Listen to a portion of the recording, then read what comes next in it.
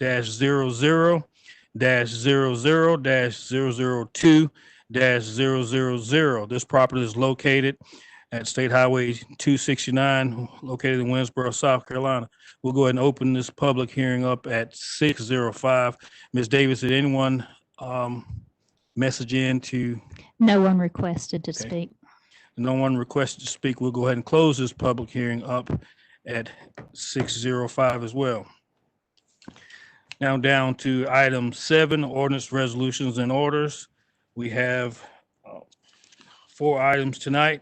Item A, third and final reading ordinance number 750, an ordinance enacted pursuant to the Capital Project Sales Tax Act, Title 4, Chapter 10, Article 3 of the Code of Laws of South Carolina 1976, as amended, providing for the imposition of a 1% sales and use tax and the authorization of general obligation bonds upon referendum approval, the form of the ballot to be used in connection therewith, and other matters relating thereto. Do I have a motion? So moved. Second.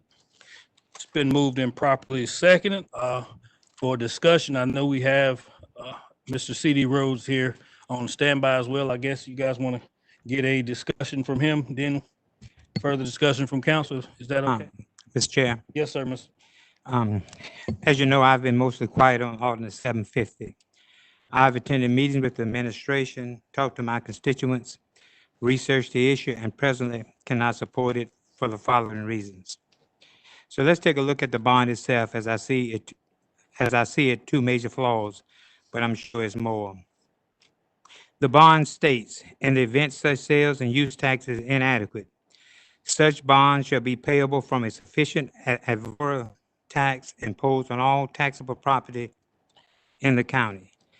Number 2, if the project is declared impossible for a myriad of reasons, or the county does not need the money for the project, the county council will decide on how the money is to be spent. So then it could be spent as the other $24 million bond by not spending it as was designated, such as recreation facilities throughout the county. Now let's go further. As reminded to me from my constituents, why should I support the ordinance when this council had an opportunity to support District 1?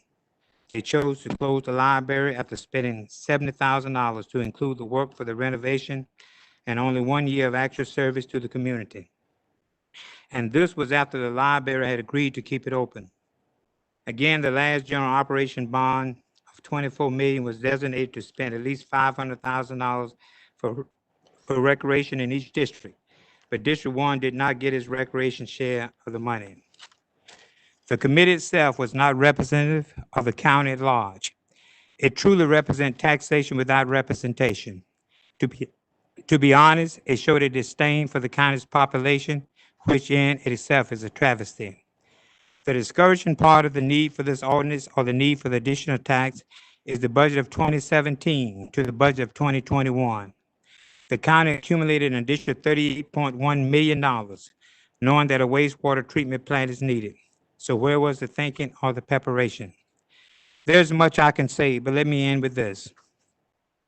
During our training in the Economic Institute, one of the hosts stated that one of the things that prevent a municipality or a county from going forward is the lack of shared resources and segments of the community, and that's what we're witnessing today. It is absolutely wrong, and this council knows it is wrong, to deny District 1 a community recreation center when the county has the resources to do so.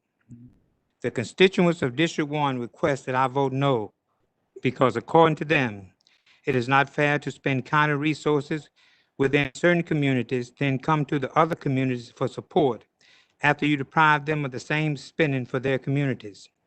In addition, add another burden to them without known benefits. To understand their comments, you need to look no further than the closing of the library in Ridgeway and denying them their share of the recreation allocation from the $24 million bond. I'll let Mr. Chairman. Mr. C.D. Rose. Yes, sir, Mr. Douglas. I think when people ask to speak about an ordinance, they should stick to what the ordinance is instead of going off and bringing other things up during the talk. The 1% sales tax doesn't have anything to do with the same thing he's been going over every time he gets a chance to talk. Thank you, Mr. Douglas. Mr. Chair, Mr. as you know, Chair, I am a member of county council. Yes, sir. Okay, and I can speak. And Mr. Douglas has no right even to ask and tell me what I can speak on. Thank you, sir. Thank you, Mr. Bell. Vice Chair Goins? yes, thank you so much. Just on clarity, the 1% sales tax is something that will be used countywide. It is beneficial. Water and sewer is a need countywide. It is not a district or a certain section or portion, but this is necessary for the future of Fairfield County. And I do support it 100% because I understand the vision and the direction that we're trying to move in together, and it always has to be together. So I do support this. Thank you, Vice Chair Goins. I too would like to rebut a lot of what Mr. Bell stated, but I'll wait till council time to discuss. Mr. Rhodes, go ahead. Sure, thank you. Can y'all hear me okay? Yes? Yes. Okay, perfect. So I guess I just want to touch on a few points, a few of the issues that Councilman Bell brought up. First of all, he is correct. The bonds that would be issued are general. Excuse me, Mr. Rose. I'm sorry. Did you say what now, Mr. Bell, is what? I just wanted to address some of the issues that you raised. Okay, you said I was correct, right? So they are general obligation bonds. You're absolutely correct about that. And everyone should be aware of that. But the reason they're general obligation bonds is because there is no bonding authorization under our Constitution or our statutes to secure bonds of a county solely with sales tax revenues, which is what these are. At such time as the bonds are issued, they will be sized very carefully to ensure that the sales tax revenues that come in are going to be sufficient to pay annual debt service. I would not, as a bond counsel for municipalities all across the state and counties, I would never recommend that anyone go forward with a bond that's ultimately going to be paid from these sales tax revenues until they have at least a year of collections to make sure that the projections that were given to us by the state are accurate and correct. So although they are technically general obligation bonds, they are sized so that it's not necessary to levy ad valorem taxes to repay them.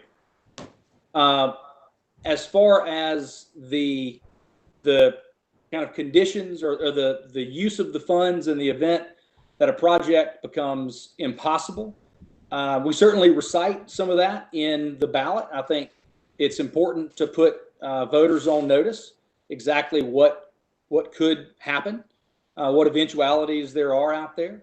But those are ultimately statutory provisions. We are carrying forward the ways that the statute instructs us to deal with problems that may arise.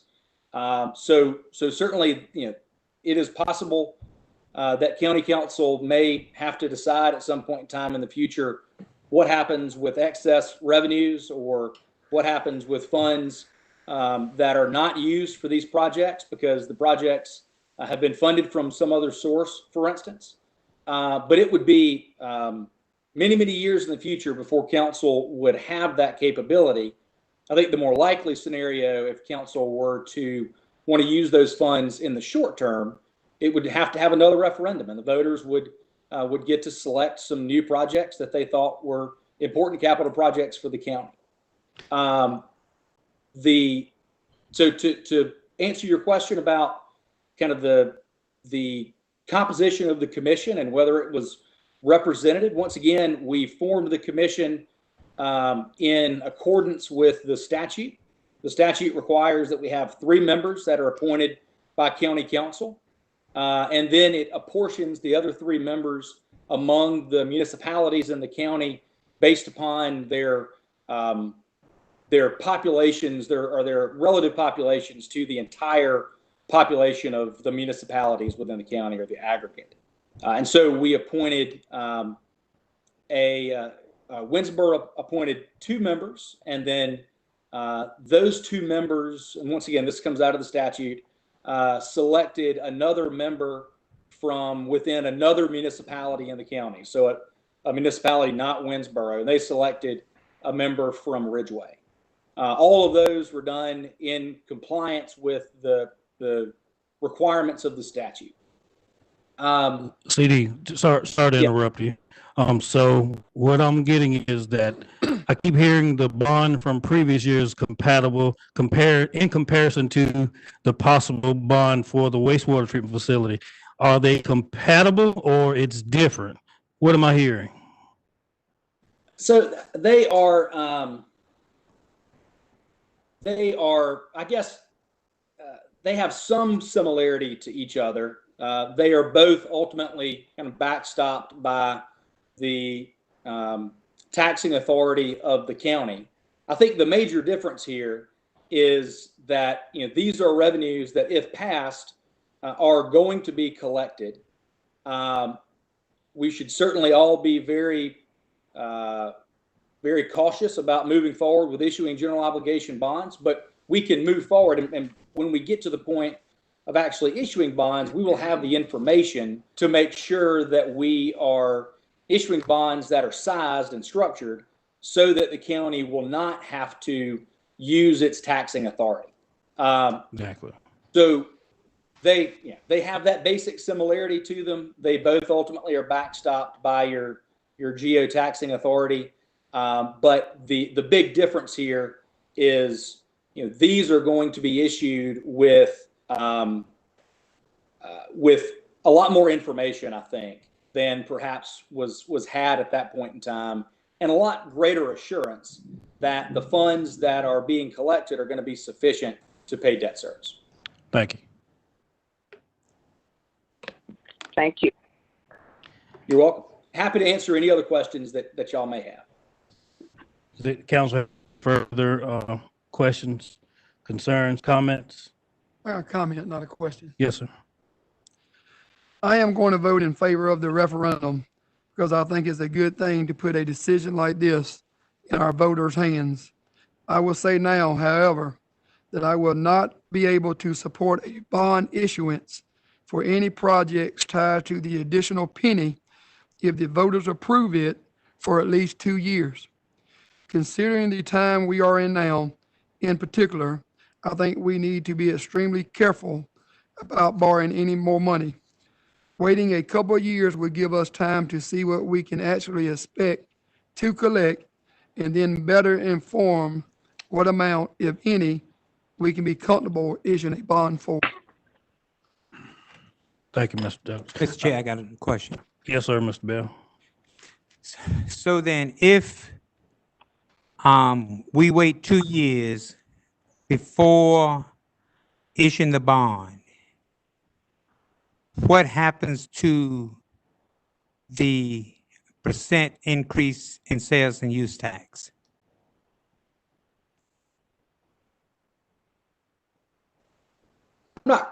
I'm not quite sure I understand your question.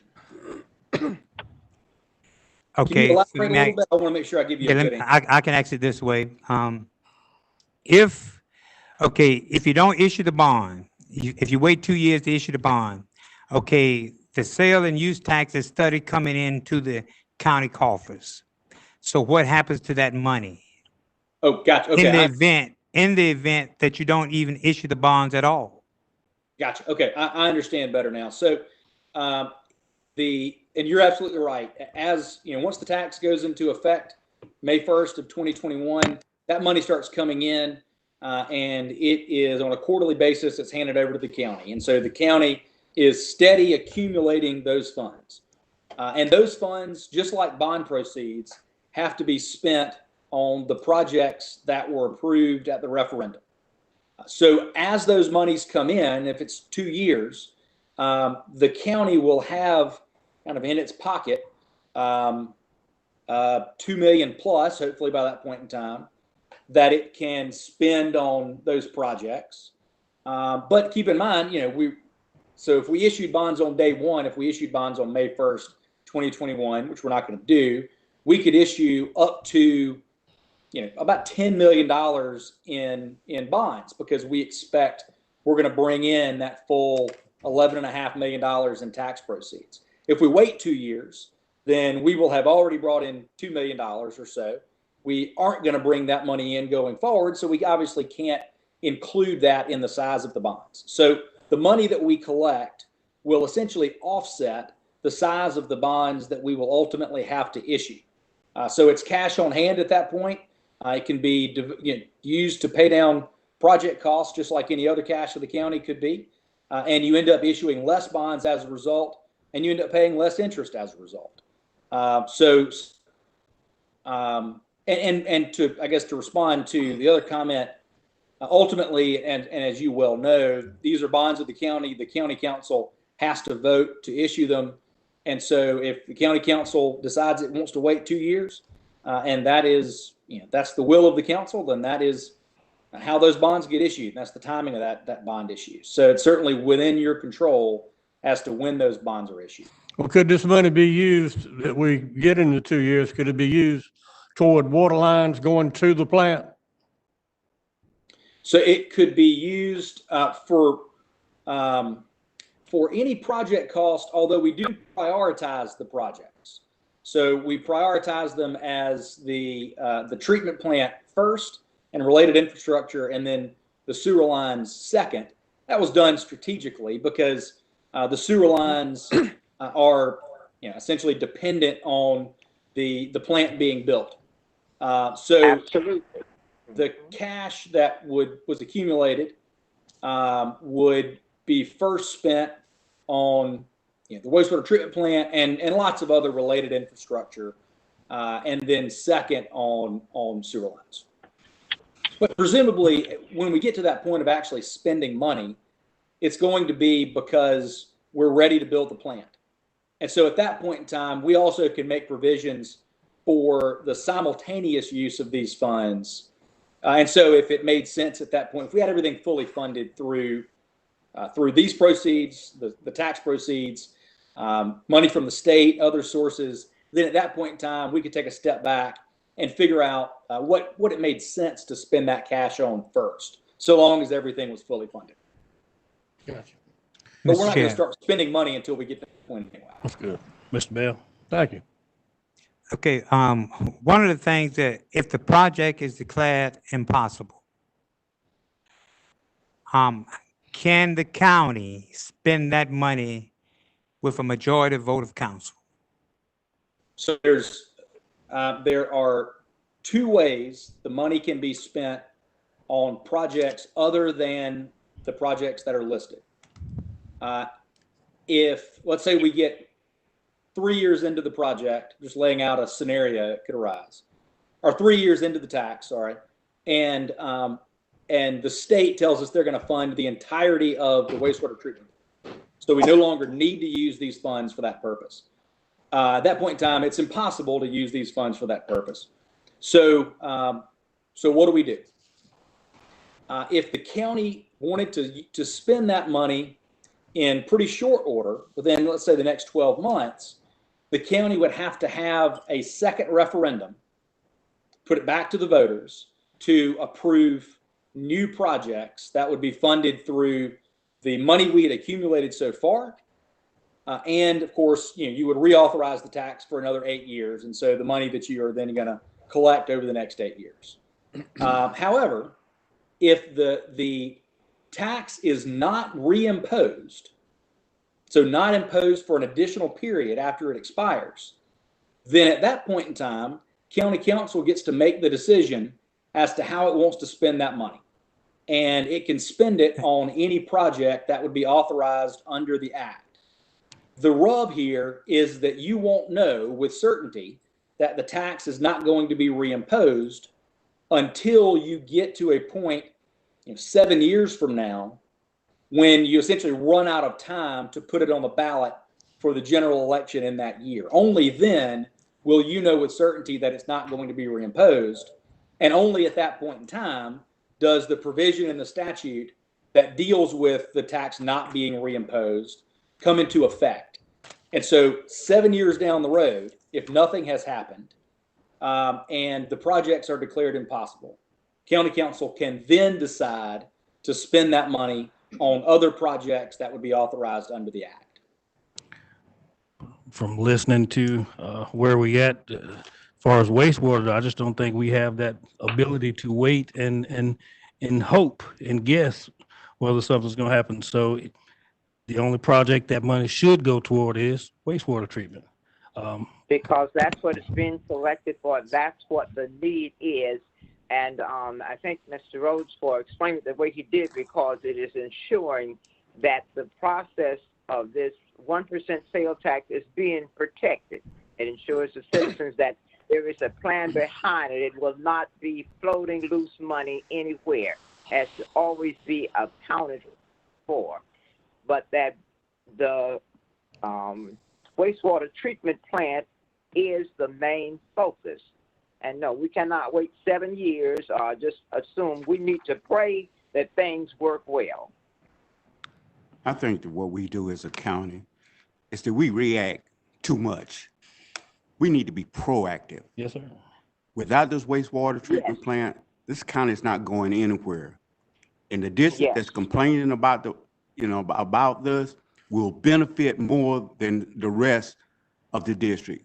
And I think that it's something that we really, really need. I mean, Fairfield County is behind in every aspect of growth. And this is going to help us to grow. And we can play politics or play games all we want. And I do not want my name to go down as being one that is still got Fairfield County in the dark ages. We need to move forward. That's all I got to say. Thank you, sir. Yeah. Mr. Bell. Are you saying, what are you saying about the person that's complaining? Mr. Bell, I think you just heard what I said. I will not repeat myself, It'll be on the minutes. Okay, I'll tell you what, you and I have been friends a long time, so I'm gonna leave that one. Thank you. Appreciate that. Because you have no right to talk about, let me leave that one. I will say that District 1 will benefit tremendously due to the mega site as well with this wastewater treatment facility. Any further from council before we take a vote? Administration, anything? All right. All those in favor of third and final reading, ordinance number 750, signify by saying aye. Aye. Aye, going. All those opposed? Nay. Is that in favor? Or you? No, it's nay. Nay. Nay. Two opposed. I think something wrong.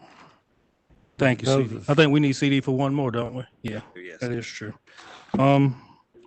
Now down to item B, second reading ordinance number 751, an ordinance approving the agreement to share costs and a first supplement thereto by and between Fairfield County, the Fairfield Joint Water and Sewer System, and the town of Winsboro, and other related matters related thereto. Do I have a motion? So moved. Seconded. It's been moved and properly set, and I'm properly second, I'm sorry. Any discussion? Yes, sir, I got some questions. Yes, sir, go ahead. What percent cost is being paid by the county and what percent cost is being paid by the town? You want to let CD give us a description before we get into questions, Mr. Bell? Okay, Okay, that's fine. Mr. Rose, go ahead. Sure, thank you. So what you have in front of you are an agreement and then a supplement to that agreement. And this is an agreement to essentially share the administrative costs of the Fairfield Joint Water and Sewer System. Right now, those administrative costs and to date, they have really effectively just been my fees. I've been the only professional who's really been engaged directly by the joint system. And when we started the whole process of forming the system and kind of working through all these issues, the 208 plan and everything else that we need to do to get the wastewater treatment plant built, the agreement that was entered into between Fairfield County and the town was that the county would pay 75% of the costs of my fees, and the town would pay 25%. And so you'll see that is carried through in the agreement itself. It's down, I believe it's in Exhibit A. So the basic quote unquote administrative costs, which once again right now are really just professional fees, are split 75% to the county and then 25% to Winsboro. There has over the last really 3 months or so, there's been a lot going on with the joint system, and it's been necessary to bring in other professionals to give advice on regulatory matters, to advise on some very specific and technical engineering issues. And so it's getting beyond just my fees. There are other professionals involved. And my understanding, and maybe Jason could speak to this better than I can, but there are other funds that have been made available to the county to cover some of these costs. And so outside of the bounds of the normal administrative costs that are covered by this agreement, the county has been, I think is going to continue to pay 100% of some very specific costs. And so that's where the supplement comes in. The agreement expressly says that as to specific types of fees, it can be supplemented so that any one member pays a greater percentage or the full amount, in this case, of that particular type of fee. And so that's why you have essentially two agreements in front of you. You have the one agreement, the basic agreement to share costs, that is intended to be kind of the long-term enduring agreement between the county and the town, at least while we're still kind of operating in the form we are right now, where it's kind of a shell, so to speak. And then you have this supplement, which is really just intended to be a little bit more short-term. It's going to deal with some very specific fees and costs that are going to be incurred, but would ultimately, or would at some point in time, just go away, leaving the basic agreement to kind of carry the weight. And so I think that's a kind of a basic explanation of how it all works. I'm happy to answer any questions that you might have about it. Any questions from council? Okay, I think you answered the question around for the percent cost for the county versus the town. So the next question is, now once we get the, I guess, water, sewage, and all of that, so how much money would the county get in return from the customers once we get customers with the wastewater treatment plant? That's a great question. So these agreements they're very, very simple, because as of right now, it's a very, very simple organization. There's a handful of people who send in bills every month. I'm included among those, and those bills get paid. It's very, very simple, but there will come a time when it's going to be very, very complicated. What you're talking about is a much, much more robust agreement where not only will we have basic administrative fees that are covered, but we're also going to have operating and maintenance expenses of the plant. We may very well be selling, the county is going to be using some of that capacity. The town may be using some of that capacity. Ridgeway may be using some of that capacity. We could be selling capacity to Blythewood or whomever. So at that point in time, you have to figure out how you're going to share those basic operating and maintenance costs. And it's often going to be done by either some calculation of the percentage of capacity that each of the members actually uses. But those agreements are very, very complex. They could easily run to 30 and 40 pages. They cover every contingency you can possibly imagine. But they do make sure, and I think, and hopefully this is kind of specifically addressing your question, they do make sure that those costs are borne in relation to the benefit that each member receives. So how we are going to divide up these costs is still a huge unknown at this point. There's a lot of water that's got to go under that bridge yet. But once we get to that point, it will be an intensely negotiated agreement. And everyone will be, of course, making sure that ultimately they are not bearing a percentage of those costs that are greater than the benefit that they are going to receive. Mr. Chair. Mr. Bell? So do it look like though that if we pay 75% of the cost, we should get 75% of the return on the investment? So I think the way that you're kind of looking at return on investment probably doesn't necessarily square with how the finances are going to work on the front end. In all likelihood, the revenues of the system are going to be used, and really should be used, to sustain the system. Should be used to pay debt service first, and that's probably the way it's all gonna, that's probably how a lot of the revenue is gonna get used. And then to expand the system so that it's growing and so that it's improving its financial condition. If there are revenues left over, then at that point in time, it'll be up to the Joint System Commission to decide how those revenues are distributed. But I can tell you, having worked with a number of joint systems across the state, some of them very small, some of them very large, generally speaking, it takes everything that the system can do to generate revenues to sustain it. And so, the period of time that where something like you're talking about could occur is many, many, many years into the future, well over a decade, if not 2 decades. So, and by that point in time, I think it's also maybe helpful to keep in mind the scale that we're working on here. We're working right now in, certainly for the county, not small amounts of money.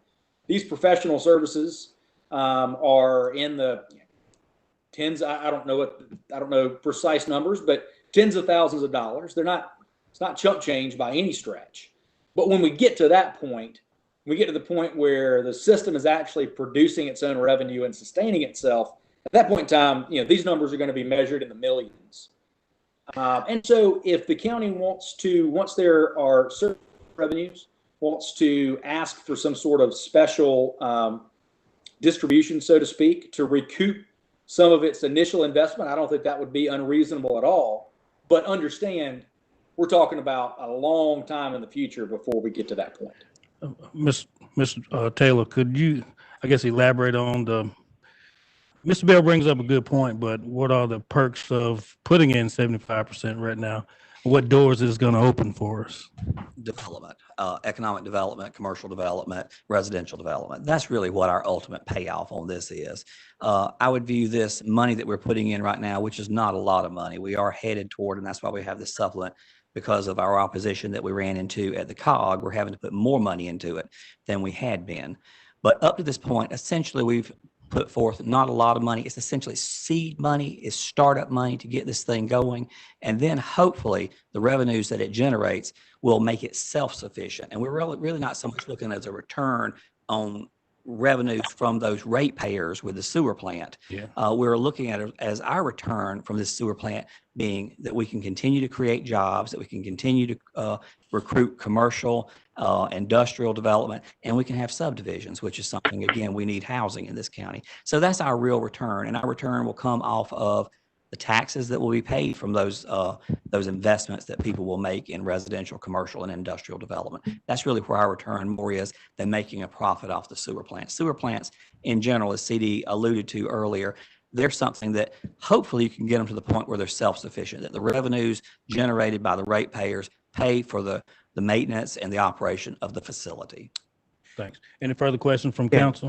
Mr. Taylor, is there, sometimes people say that the sewage plant itself really doesn't make any money for the most part. That's true. Most of the time, it's, you have to put money in it.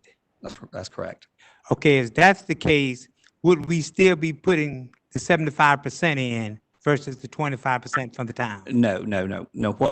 What we're trying to accomplish here, and one of the things with the penny sales tax, is if you have to build a sewer plant strictly off of ratepayers' fees, the people who are hooked to it, the people who use the sewer plant, that's a losing proposition. We are trying our best to create a situation where we're putting some revenue in, and hopefully a lot of state revenue. The situation, or the example that he used earlier, if the state comes in and pays for all of it, well, then it's going to be a moneymaker at that rate, because again, you won't have debt service. So that would be a great situation to find ourselves in. And that's what we're trying to accomplish, is cobble together enough funding sources so it is not only self-sufficient, but we have a rate that is low enough that it's an economic development incentive itself. If a company wants to come in, we can say, we can offer you a very low rate because we've essentially covered the cost of this by other means, hopefully with a large infusion of cash from the state. So if that's the case, then we don't have to depend on ratepayers to cover debt service. And then it will not only be self-sufficient, it should be a money maker. Most of them lose money simply because they get in a situation where they defer maintenance or they're old and they have to use their ratepayers to then go raise the cost to cover the cost of this deferred maintenance or expansion that they're needed. We're trying to create a situation where we're not in that situation, but we're in a situation where it's not only self-sufficient, but a moneymaker. And I would just add that the 75% you see in this agreement bears no relationship whatsoever to what the larger agreements will look like once we actually are. And this is building startup. This is a startup situation. One thing has absolutely nothing to do with it. Any further questions, comments from council? If not, I entertain a vote. All those in favor signify by saying aye. Aye. Aye. All those opposed? Nay. Nay. It's 5-2. Now down to our second reading, ordinance number 752, an ordinance to amend the Fairfield County Land Management Ordinance number 599 to provide for the zoning reclassification from I-1 Industrial District to B2 General Business District of 6 acres owned by Healthcare USA, portion of tax map number 164-00-00-002-000. This property is located at State Highway 269, Winsboro, South Carolina 29180. Do I have a motion? So move. It's been moved and properly seconded. Discussion, Mr. Clausen? Council have any questions? Only question I want to know is what do they plan on putting out there? What kind of homes or? Here, you want to use mine, Chris? That's, I can step aside and you can use mine. Good evening, Mr. Chair, members of council. This is a rezoning being brought by Healthcare United, which is also known as M. Lilly, so the new manufacturing facility. They are looking at bringing 2 modulars on the site because they wanted some of their employees that are actually, I believe, from China, when they come in for about 2 to 3 weeks at a time for training and such. They wanted to have a residence much closer to the facility. They apparently had some in like Blythewood, but that just wasn't really as accommodating. They can't get licenses, in the United States at this time. They're not here long enough, et cetera. These going to be true modulars, or are they going to have wheels on them? They have to be modulars in the B2 classification. Right. It won't have wheels. It's going to stay under them. No, sir. It'll be brought in on the trailer. Yes, sir. Good deal. So the rezoning is because of that very reason. I-1 cannot accommodate any residential. B2 can, however, and only modular homes. So they essentially stick built in a manufacturing facility is what it boils down to. So. Another question? And this, yes, it went through the planning commission and they did approve. I can't remember if we had all 7, but I mean, I think it was a 6-0 recommendation. You don't know where they're going to buy them from, do you? I don't at the moment. I believe it was Clayton, but I could be wrong. Okay. What type of time frame? I'm guessing. They've already submitted for dividing that 6-acre piece of property. And then I think once it passes tonight, they were going to go ahead and select the modulars that they wanted. Okay. So. Any further questions, comments, concerns from I council? would like to make a comment. I'd like to make a comment, please. Yes, ma'am, Ms. Vice Chair. Yeah, just give it to you. Yes, I'm very glad to hear that, and that's a good thing because it also shows the need for residential housing in Fairfield County, and just not having that available for someone that's doing business with us, that's not a good thing. So it pushes back to the need for sewer and water. Thank you. Thank you. If no further questions, take a, Chair. Mr. Bell. But Mr. Davenport, this is one of their plans. You remember when we did the training over there? They talked about being able to do this because they got certain sites already that do housing at their plant sites. Am I correct? Like in China? Yes. Yeah, that's not uncommon. I think the big driver for this was they have these folks coming in from Right. China, and they couldn't drive. So having them close by where they could golf cart back and forth. Yes, sir. For the plant. But yeah, it's really very, very common in China to have housing on site. All right. I'll go ahead and take a vote. All those in favor signify by saying aye. Aye. Any opposed? The ayes have it.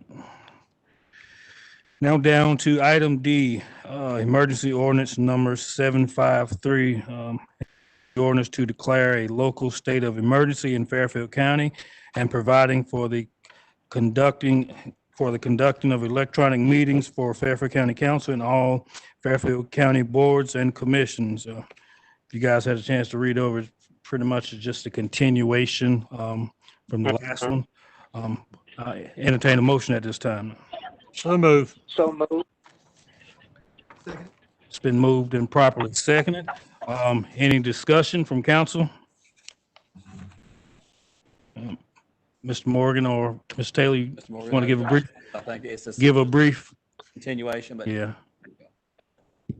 Yes, sir, Mr. Chairman, members of council, you were absolutely correct. This is just a continuation due to the fact that all emergency ordinances automatically expire after 61 days. Okay. So this continues the same provisions that this council has already previously passed twice as to the emergency meetings, the conducting of these meetings electronically, and just continuing the state of emergency in the county. Okay. All right. Thank you, sir. All those in favor of emergency ordinance number 753 signify by saying aye.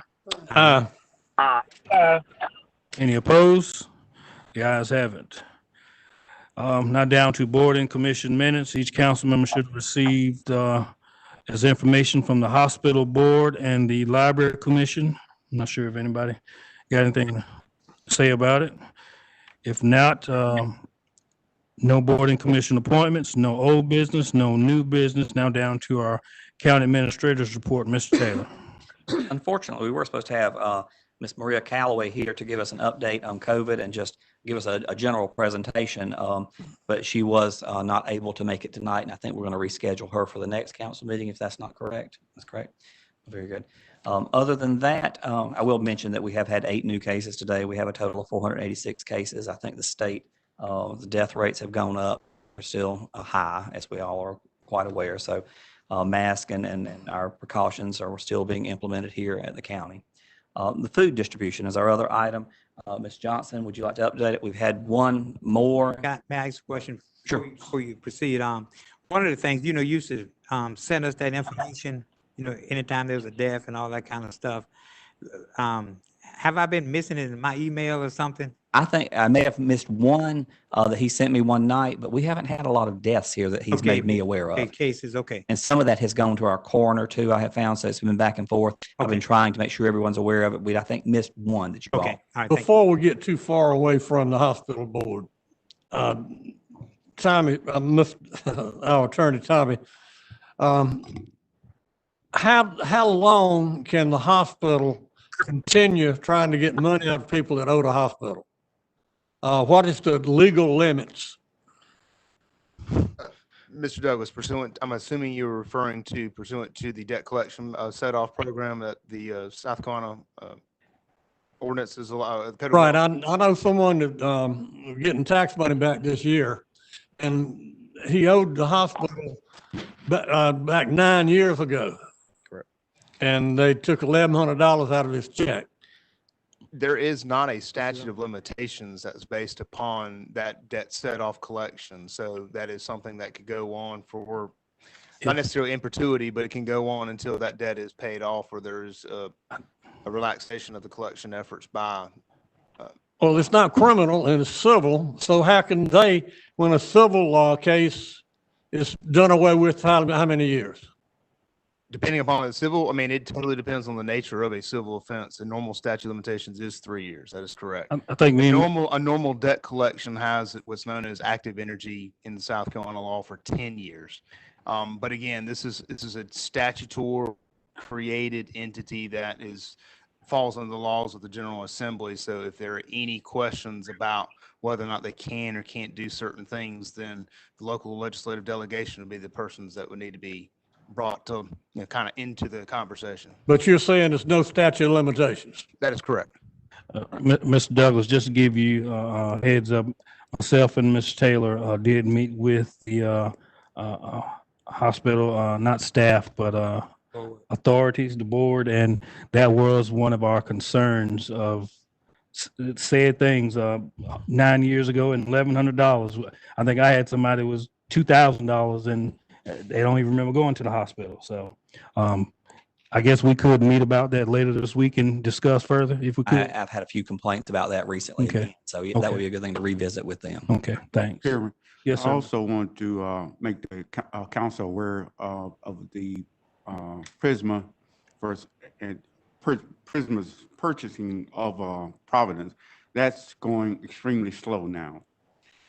They're in a little battle with the Lexington Hospital, so they're sort of dragging their feet about the purchase now. So, Okay. Thanks, sir.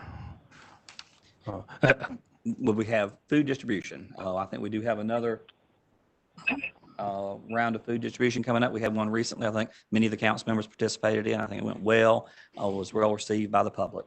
And our next one, Ms. Johnson, I'll let you give the details on that. Good evening, council. Good evening. Good evening, council. We have Good evening. 6 food distribution planned for August 13th. I have a list of 5 proposed sites. I don't want to mention those yet until I get them all finalized. And we have flyers going out and prepared. That's August 13th. August 13th. That's a Thursday. Maybe it'll be cooled down a little bit. I hope so. It's really hot out there. And like I said, hopefully we'll have 5 distribution sites this time. And also I'm adding something extra in here, giving some boxes to the Council on Aging for them to give out to some of their clients that are unable to make it to any of the sites due to health reasons or transportation. Excellent. And we're going to have the transit, 1 or 2 transit buses, put some boxes there, and Council on Aging will help to deliver those during the daytime. And so then we'll still have 5 other sites starting, I guess, at 5 o'clock again. And let's see. And if any council members want to volunteer, please let me know this week. For each of the sites, I always prepare a They're gonna list be of volunteers. No, not necessarily. I just need to finalize some of the, like I said, some of the sites. Some of them I want to use, some schools, and I just need to get permission. Well, I'll be glad to Make get sure. one. Okay. Okay. And again, this is a first come, first served basis. Yeah. And I think are we still doing 200 boxes per site? Well, because I'm giving Council on Aging some of them, it'll be slimmed down a little bit, probably to maybe 150. I think some sites we did run out, even with Yeah, some 200 ran boxes. out, and others we struggled just a little bit. So we think that 150 may be a good amount to do, and also giving a certain number of boxes to Council on Aging to distribute to those that can't come out. And it's going to be the Council on Aging clients. So it's their clients that they have that are unable to come out. We're trying to focus on those. And like I said, I think I have 2 that's willing to volunteer. Any others? I'm Okay. sure I'll be out there again. Okay. I probably will. Okay, so I'll have y'all down and I'll, when I get the final list, I'll let you know where the sites are and then you just tell me which site you want to be Okay. located at. Thank you, sir. All right. That's all I had. Mr. Chair? Yes, ma'am, Ms. Vice Chair. Okay, I would like to say to Ms. Laura Johnson, she has done an excellent job. Her, Mr. Taylor, and all those working with her done an excellent job in bringing this project together. I know it was a lot of work and contacting people and getting people in place. I want to thank you so much and heard such great feedback from so many citizens and appreciate it so much. I want to say thank you to you and to all the volunteers at every site. Even had volunteer firemen working at one of the sites before, had 3 working at one of the sites, but to everybody, this is what it's about, working together to help one another. Thank you so much. Thank you, Ms. Bertha. I just wanted to say we have volunteers coming out of the woodwork. I have more volunteers than what I need. So I again also Yes. want to thank the volunteers and taking their time out to come and help us with Yes. this. Thank you. I guess that's it, Mr. Taylor. It is, yes, sir. All right. There is no clerk to council's report. Now down to our county council time. Before I actually any other council member, I just wanted to publicly thank the coroner, Mr. Chris Hill. You know, last week it was a tragic loss in the law enforcement community. And I will say that to the coroner, he was very professional. And I'll say from experience, it takes a certain person to carry around a death weight on your shoulders, and for them to act the professional way that they did, it was very heartwarming. And I want to publicly thank them for the professionalism they showed on last week and at the funeral on I think it was Friday. I think. Also, I think Miss Nicola Hempill is trying to put together tests for, she's trying to provide a different CT test for Yes, we citizens. have been working with her on that particular project. We have run into some issues. I don't know that that's going to Okay. come together. Okay. But Mr. Mr. Chair. Yes, sir. And that, but we do want to make sure we thank Ms. Hemp here for all the work She has, trying to do. That is true. And she is really trying to engage the total Fairfield County and the work that she's doing around this COVID-19. And our hats go off to her because she's setting up these conference calls. She's doing a lot of work. That's I true. just want to say thank you to her. I've met with her a number of times. She's really got a passion for this and is doing a lot of good work. So yeah, hats off to her and keep pushing. Yes. Yes. On another note, Miss Johnson, I hate to go backwards, but in reference to I keep hearing about the old bond, that $24 million bond. Was that on a referendum or something?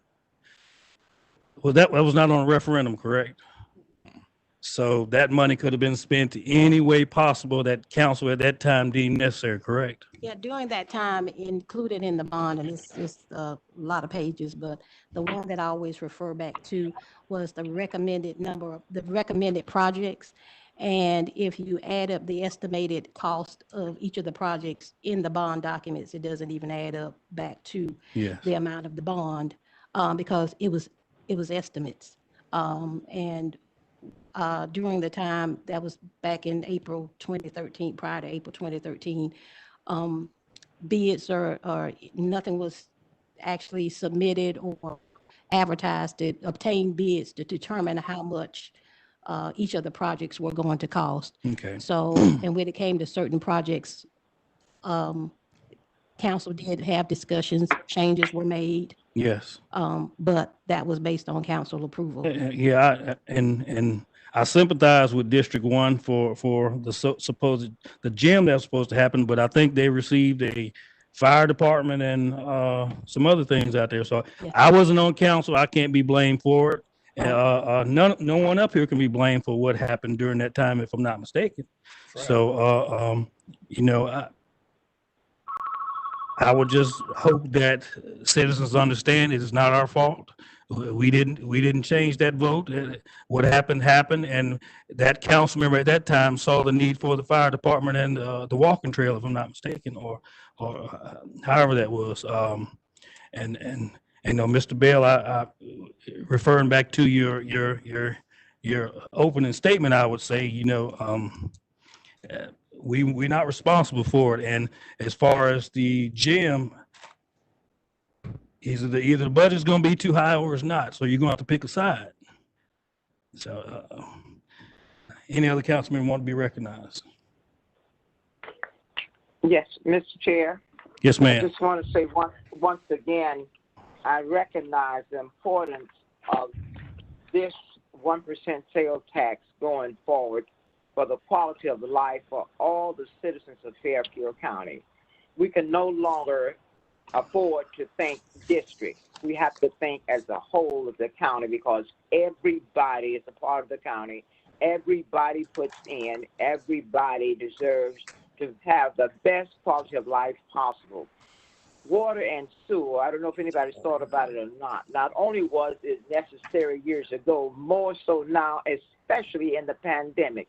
We'll probably use more water, or we'll use more water now and sewer than we have in the past, I'd say even 5 years, because of the situation. This is not going to be the only time that something is going to come up. We've got to be prepared.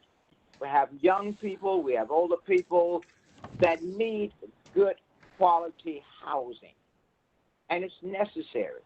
So when someone says, well, I'm not going, well, I don't want to go on and put it like that.